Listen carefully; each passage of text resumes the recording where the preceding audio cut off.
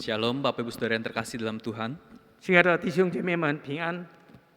Kita bersyukur hari ini kita boleh dapat datang kepada Tuhan, bersekutu kepada Tuhan. 我们要非常感谢神，因为我们今天神赐给我们机会，我们可以来与他团契。 Hari ini kita akan membaca bagian firman Tuhan terambil dari Efesus, pasal yang pertama ayat yang ke-15 sampai 23.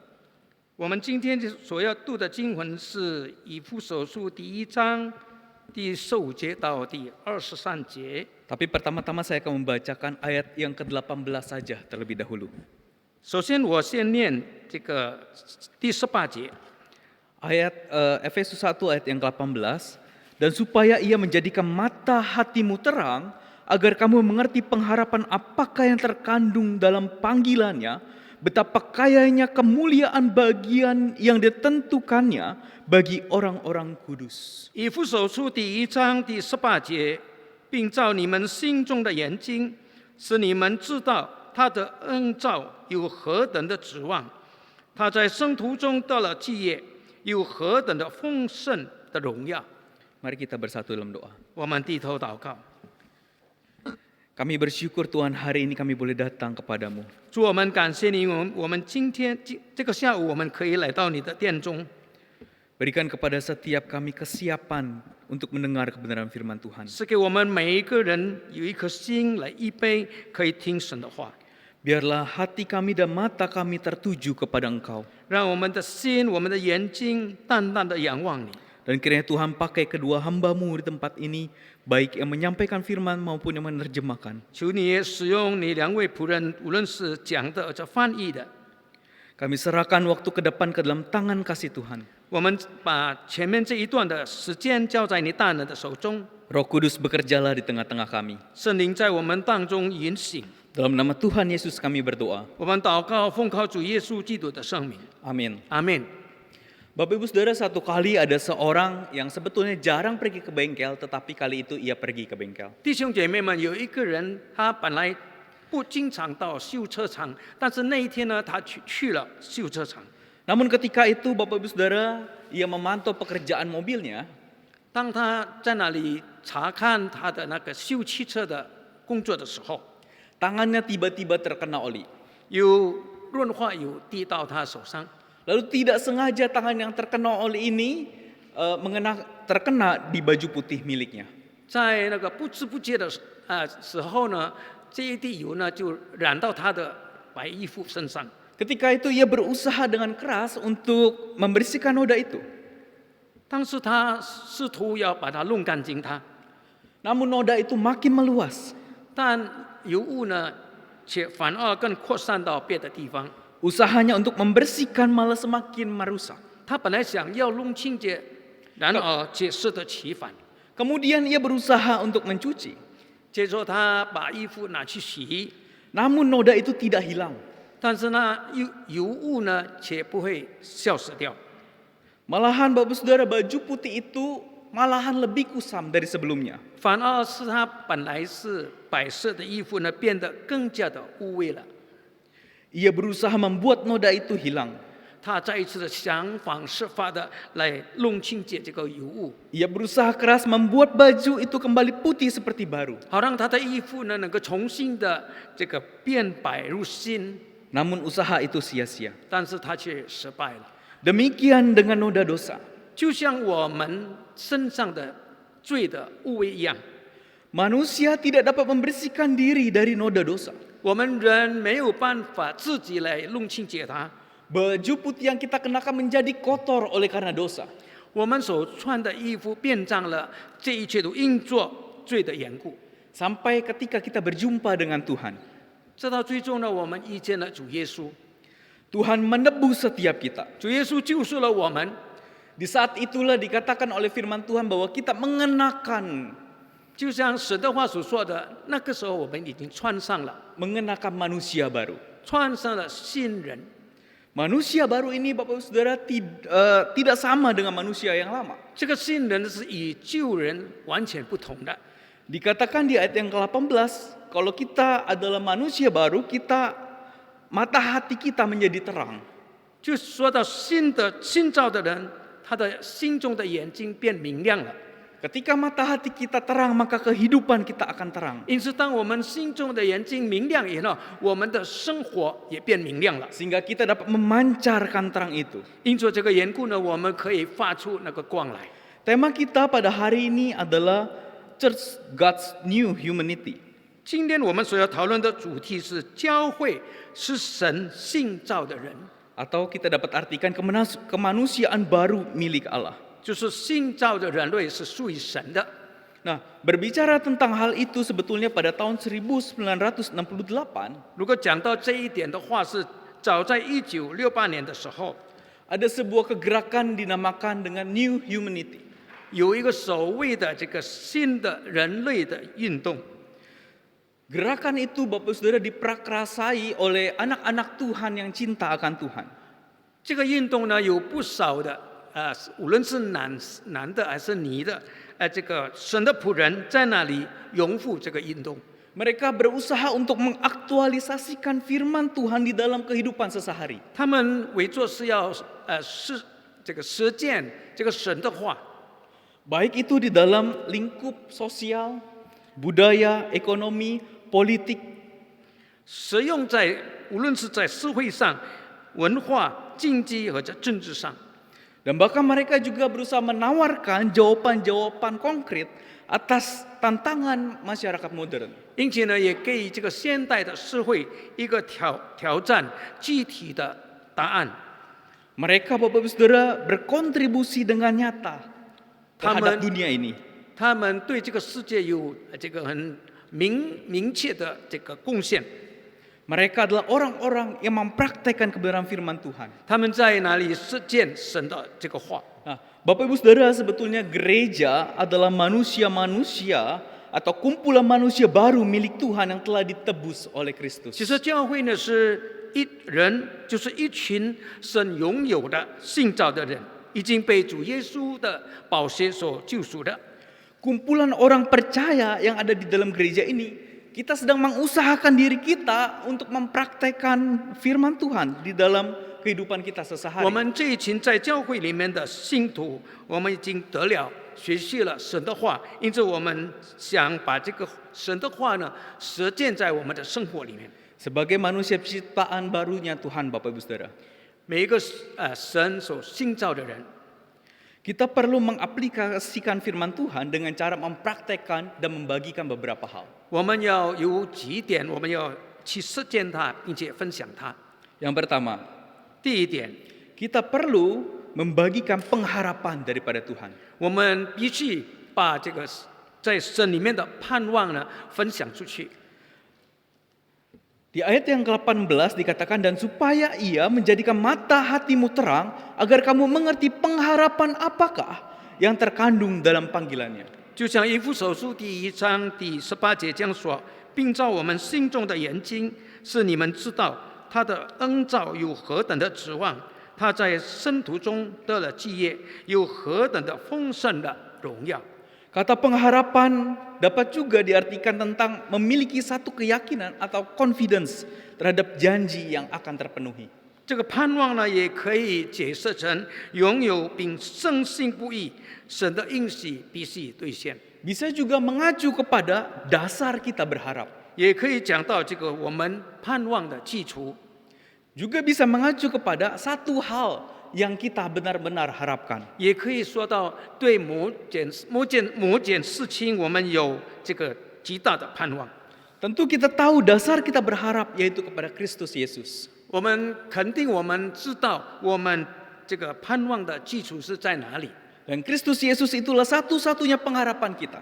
肯定是基于耶稣基督，因为耶稣基督是我们唯一的盼望。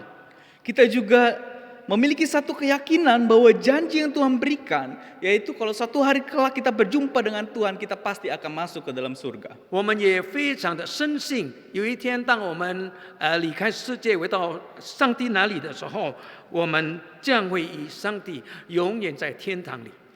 Tuhan Yesus memberitahu hal ini tentu dengan satu maksud tertentu, Bapak Ibu Saudara, 主耶稣告诉我们这一些，他有他的目的， yaitu agar supaya kita tidak putus asa di tengah jalan. 就是不要让我们半途而废。melainkan supaya kita kuat menanti pengharapan yang sudah diberikan. 让我们刚强我们等待那已经赐给我们的盼望。 Satu kali ada seorang perenang yang hebat bernama Florence Gatwick. Florence Gatwick 是一位游泳的健将， Dia mendapat tantangan untuk menyeberangi sebuah selat, 他被挑战要渡一个海峡， yaitu selat yang membentang antara Pulau Catalina dan pantai California. 是从加达利纳岛一直游到这个加利福尼亚的海边。 Ketika ia masuk ke dalam air, Bapak Ibu Saudara, 当他跳进水里面的时候， airnya begitu dingin. 这个水非常的冰冷， Namun ia tidak menyerah. 但他没有停下来， Dia berusaha dengan sungguh-sungguh. 他尽全力的向前游， Dia berenang. 他游。 Ketika ia berenang, Bapak Ibu Saudara, 当他游的时候， ada kabut yang sangat tebal di sekeliling dia. 海上起了浓雾， Dia berenang, berenang, dan berenang. 他游，继续的游， Namun yang ia lihat hanya kabut yang tebal. 但是他所看到的只有前面的那些浓雾。 Belasan kilometer sudah dia berenang. 他有了一段的这个路程， Ia sangat berusaha dengan sungguh-sungguh. 他在那里尽力的游， Tapi ia belum melihat ujung. 但是他却没有看到那个终点， Ia mulai merasa sangat lelah. 他开始感觉疲乏了， Ia sempat ingin melanjutkan renangnya. 他想继续的这个游， Namun ia pada akhirnya memutuskan untuk berhenti. 但是最终呢，他却决定他停下来了。 Pelatihnya berkata kepada dia, 他的这个教练告诉他， sedikit lagi kamu sampai. 再隔一段路程你要到达终点了。 Tapi Florence Gatwick memutuskan untuk berhenti. 但是这个 Florence 呢，他却停下来了。 Sayangnya Bapak Ibu Saudara, 800 meter lagi dia sampai ke bibir pantai California. 他停在离海边800米的这个地方。 Saat ditanya, 当有人问他， mengapa kamu berhenti? 为什么你停下来呢？ Ia menjawab satu hal Bapak Saudara. 他这样说， Saya tidak bisa melihat tujuan saya dengan jelas. 因为我不能够很清楚的看到我的终点。 Beruntung sekali kita tidak demikian. 我们非常有福，因为我们不是这样的。 Kita dapat melihat ujung kehidupan kita dengan jelas. 我们可以看到我们生命的重点， Kita dapat melihat garis finish kehidupan kita dengan jelas. 我们也可以看到最后的那个重点， Yakni kita akan tinggal di surga bersama-sama dengan Tuhan. 那就是与神在天堂里同在。 Akhir kehidupan kita adalah happy ending. 我们生命的最后是一个幸福的这个结尾。 Kita punya gambaran yang jelas tentang akhir kehidupan kita. 我们对我们的生命有一个很清楚的这个了解， Karena itu jangan berhenti berharap. 因此不要停止这个盼望。 Teruslah berjuang sampai garis finish. 我们继续努力的这个盼望，直到终点。 Bapak Ibu Saudara, kita sangat mengerti tentang prinsip ini. 弟兄姐妹，我们非常明白这些的原则， Namun bila kita anak-anak Tuhan, kita tidak hanya sekedar mengerti tentang 但是 prinsip 我们 ini. 作为一个神的儿女，我们不停在那个地方， Kita juga rindu membagikan pengharapan ini. 我们很渴望将这个盼望呢分享给别人， Sehingga orang lain juga memiliki pengharapan kepada Kristus. 让别人也拥有这个对主耶稣基督的盼望一样。 Manusia baru ciptaan Tuhan harus memiliki pengharapan. 神所造的这个新的人类必须要有盼望。 Manusia baru ciptaan Tuhan pasti akan memiliki kerinduan yang besar untuk membagikan pengharapan ini kepada orang lain. 我们肯定的要有一个渴望，就想把这个盼望的分享给别人， Sehingga orang lain dapat menjadi manusia baru seperti dirinya. 因此让别人就像我们一样，对神有这个盼望。 Yang kedua, Bapak Ibu Saudara, 第二点， bagaimana kita membagikan dan mengaplikasikan firman Tuhan di dalam kehidupan kita. 我们怎么样的来这个分享，并且实践神在我们的生活里面呢？ Kita harus mengerti bahwa Tuhan telah memberikan kepada kita kekuatan dan kemenangan. 我们必须明白，因为神已经给我们力量，并且与他同得胜。Saya akan bacakan ayat 19 sampai 20 dalam bahasa Indonesia dan 21 dalam bahasa Mandarin. 我们用轮换的这个方法，传道人念第19节，然后20节用中文的来念。 Dan betapa hebat kuasanya bagi kita yang percaya sesuai dengan kekuatan kuasanya yang dikerjakannya di dalam Kristus dengan membangkitkan dia dari antara orang mati dan mendudukkan dia di sebelah kanannya di sorga.